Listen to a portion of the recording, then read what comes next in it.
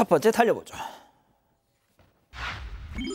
예, 지금 뭐 난립니다. 황의조 선수 불법 촬영 진실 공방인데, 뭐 지금 논란이 점점 커지고 있죠. 그런데 이게 참 뭐랄까요, 백 변호사님, 네. 선수는 계속 합의된 촬영을 주장하고 있는데 어제 저희가 전해드렸지만 피의자 신분으로 전환이 됐단 말이죠. 네, 일단 지난 6월에 뭐 지난 여친이라고 황의조 씨 여친이라고 주장하던 한 여성이 뭐 여러 여성하고 관계를 맺고 피해를 주고 있다면서 촬영물이랑 뭐 이런 내용들을 공개했었죠. 근데 그 여성은 이미 구속이 됐습니다. 예. 그런데 이제 영상 속에 있었던 그 여성과의 그 찍었던 영상이 합의하에 찍은 것인지 여부, 그게 논란이 좀 됐던 것인데, 일단 피의자로 소환이 됐다라는 것은 일단 첫 번째 그 화면 속에 있는 여성의 진술이 있을 것이고, 두 번째는 그 진술만 가지고 피의자로 전환하지는 않았을 것 같아요.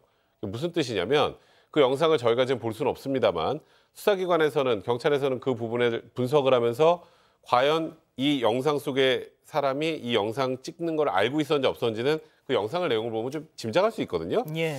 뭐 제가 이걸 단언하기 어렵습니다만 그런 부분들까지 포함해서 뭔가 모르고 찍힌 것 같은 그런 상황이 좀 있지 않을까. 이제 그래서 좀 논란이 점점 커지고 있는 상황입니다.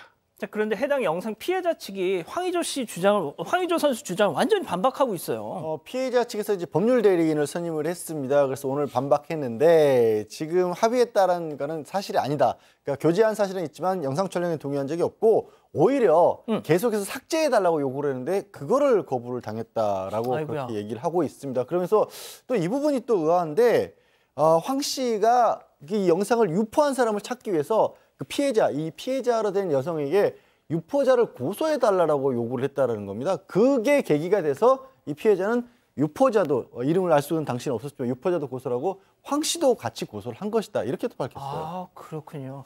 자, 잠시 후에 중국하고 이 월드컵 조혜선 경기에 또 나오느냐 마느냐 이것도 좀 관심사겠네요. 자, 다음 이어가죠. 이거 니 옷 아니었나? 자, 사방가족께서 제보해 주셨는데요. 영상 만나보시죠. 자, 얼큰하게 식사를 즐기는 두 사람. 아유, 나 이제 가야겠다. 자, 자리를 파하려는 듯 안경 쓴 남성 외투를 들어서 저렇게 건네주고 짐 챙겨서 지금 나가려고 같은데, 자, 외투를 입으려고 하는 것 같은데 갑자기 다시 벗어서 돌려줍니다.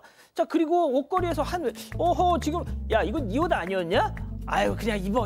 야, 다 입어. 단단히 취했는지 입으려다가 떨어뜨렸어요. 자, 사이좋게 뭐가 됐든 외투를 나눠 입은 두 사람 비틀비틀대면서 저렇게 밖으로 나가는데 이거 뭐 어쩌라고. 자, 급반전입니다.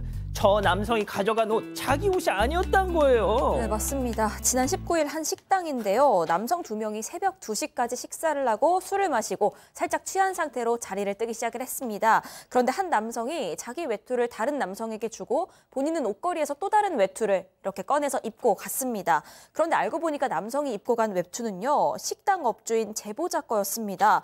특히나 이게 결혼할 사람이 선물로 준 거여서 소중하게 여기던 물건이었고 그 주머니에는 오토바이 키도 들어 있었고요. 현금도 있었습니다. 그런데 그 옷 건네받은 남성이 이거 내 거 아니다라는 뉘앙스로 이렇게 보이는 듯한 모습이 보입니다. 그런데도 절도한 남성은 저 다른 외투를 입고 간 거였습니다. 경찰에 신고를 했는데 문제는 이겁니다. 두 남성이 당시에 다른 테이블 손님들이랑 또 갑자기 친해졌던 거예요. 그래서 다른 테이블에서 저 남성들이 먹은 걸 계산해주고 나갔기 때문에 결제 기록이 없어서 저들을 잡기 힘든 상황이었던 겁니다. 세상에. 자, 제보자가 결국 발로 뛰어서 범인을 잡았다고요? 예, 결국 이제 뭐 목마른 사람이 운문을 파야 되는 거 아니겠습니까? 지금 결혼할 사람이 준 그 선물을 그렇게 그 절도를 당했는데, 그래서 이 제보자가 직접 그 인근 가게를 돌면서 CCTV를 전부 다 확인을 했다 그럽니다. 와. 그래서 그 2명 중에서 한 명이 인근 주택으로 들어간 것을 확인을 하고, 세상에.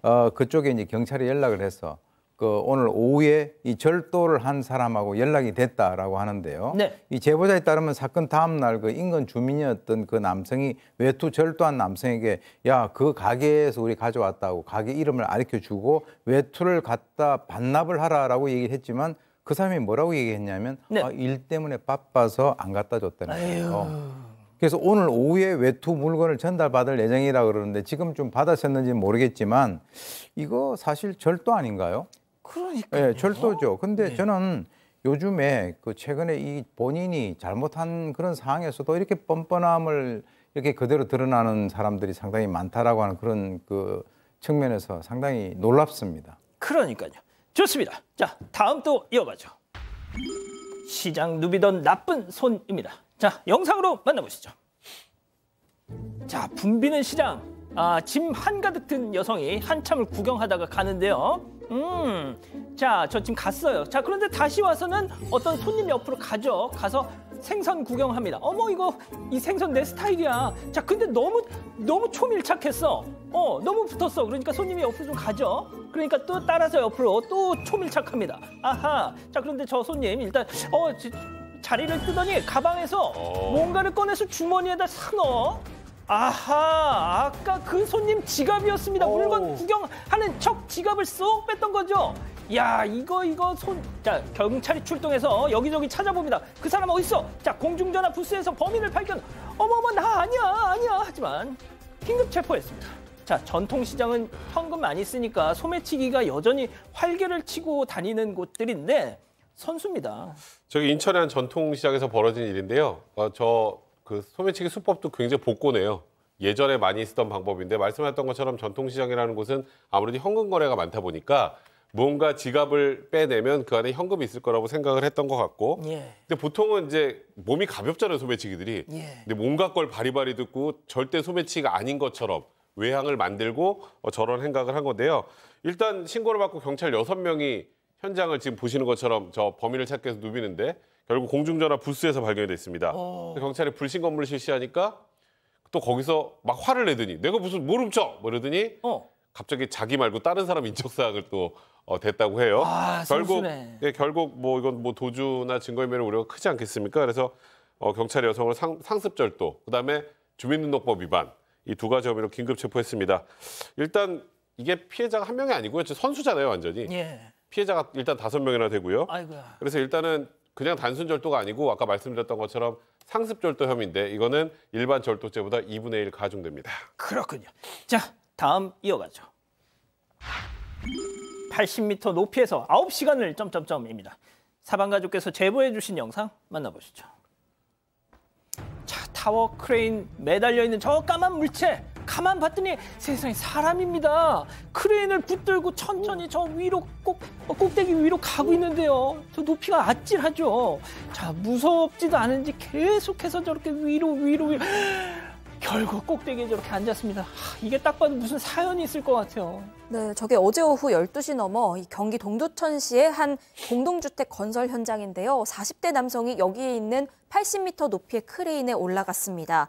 이 남성은 이 현장에서 일했던 건설기계업자였는데 하청업체가 부도가 나서 공사비 1억 600만 원을 못 받았다는 겁니다. 그래서 이 돈을 받기 전까지는 내려오지 않겠다면서 80m 높이에서 농성을 벌였던 겁니다. 경찰과 소방이 출동해서요, 이 주변에 에어 매트리스 같은 안전장치를 설치하고 설득에 나섰습니다. 결국 9시간 만에 밤 9시쯤에 이 남성은 스스로 내려왔다고 합니다. 일단 경찰은 이 남성에 대해서 업무방해 또 건조물 침입 같은 혐의를 적용해서 조사할 예정입니다. 그렇군요. 알겠습니다. 자, 마지막 사연으로 가보죠. 돈 빌려달라는 시어머니입니다. 자, 우리 사방가족께서 집단 지성의 판단을 요청하셨습니다. 네, 시어머니는 자꾸 돈을 빌리려고 하시고 또 남편은 돈을 빌려주자고 하고 이런 상황 때문에 고민이라는 아내 사연입니다. 일단 사연자 부부는 초등학교 5학년 난 딸을 키우고 있는데요. 예전부터 시어머니가 자꾸만 그 돈 빌려달라는 연락을 종종 하셨다는 겁니다. 그래서 실제로 빌려드린 적도 있습니다. 사연자 부부가 대출을 해서 시어머니께 1,000만 원을 빌려줬고 지금 그걸 다달이 갚고 계신 상황이었습니다. 그런데 이 1,000만 원도 아직 다 안 갚았는데 최근에 이 시어머니가 4천만 원을 더 빌려달라고 연락을 하셨습니다. 그런데 진짜 문제는요. 정확한 사유를 말씀을 안 하신다는 겁니다. 이게 이유라도 알면 고려라도 해볼 텐데 어디에 쓰시려는 건지 말도 안 해주는 점이 가장 걱정이 된다고 합니다. 그런데 남편 입장은요. 예전에도 어머니 돈 문제 때문에 온 집안이 난리 난 적 있었다. 우리 아버지 이거 아시면 2분 이혼하실지도 모르니까 우리가 좀 몰래 빌려드리자라는 겁니다. 이 사연자 입장은 시부모님 아프시다거나 정말 어떤 도울 일이 있는 거면 그냥도 드릴 수 있는 돈이지만 이게 이유도 모르고 이렇게 빌려주는 건 좀 아닌 것 같다 이런 입장인데 이 남편이랑 시동생은 합세해서 그냥 좀 빌려드리자 이러고 있다는 겁니다. 이 돈은 시동생이 자기가 직접 갚을 거다라고 얘기를 하는데 사실 사연자 입장에서는 만약에 시동생이든 시어머니든 돈을 안 갚는다면 사연자 부부가 그 4천만 원을 다 떠안게 되는 건데 그것도 좀 걱정이라고 하고요. 일단 남편한테 빌려드릴 거면 우리 이혼하고 빌려드려라 이렇게 강수를 둔 상황인데 그래도 또 자신이 좀 너무한 건지 고민이 된다면서 이렇게 사연 보내주셨습니다. 그렇군요. 자, 기다리고 기다리셨던 부처 핸즈업타임 유튜브 JTBC 뉴스 채널 사건마장 독립 채널 우리 8천여 분의 가족 여러분 함께하고 계신데요. 채팅창에 OX로 함께 참여해보시죠. 먼저 남편입니다. 자기야, 선영아, 너 어쩜 이렇게 매정할 수가 있냐? 아니, 엄마가 어련히 알아서 하겠지. 아무렴 아들 돈을 떼어먹을까 봐. 야, 그리고 당신 시동생, 지열이가 갚는데잖아, 내 동생. 뭐가 걱정이야? 당신은 그냥 모른 척하고 있어. 엄마 귀에 당신이 방방 뛰더라 이런 얘기 들어가면 고부관계 그날로 끝이야. 야, 그리고 막말로 나중에 돌아가시면 유산으로 땡기면 되잖아, 동그라미. 끝까지 들어보세요. 다음 사연자 아내분입니다. 야, 백성문, 너 저번에도 그렇게 호언장담해서 1천만 원 빌려드렸잖아. 근데 그것도 아직 갚는 중이라고. 그런데 뭐 4천만 원을 또, 아이고, 효자 났네, 효자 났어. 동네 사람들 여기 백성만 아주 그냥 효자 났어. 야, 우리 자연이 어떻게 키우라고. 나 솔직히 어머니 못 믿겠어. 왜 그 큰 돈이 필요한지 이유는 말씀하셔야 될 거 아니야, X. 그렇습니다. 이거 뭐 이론의 여지가 없어요, 양 변호사님. 네.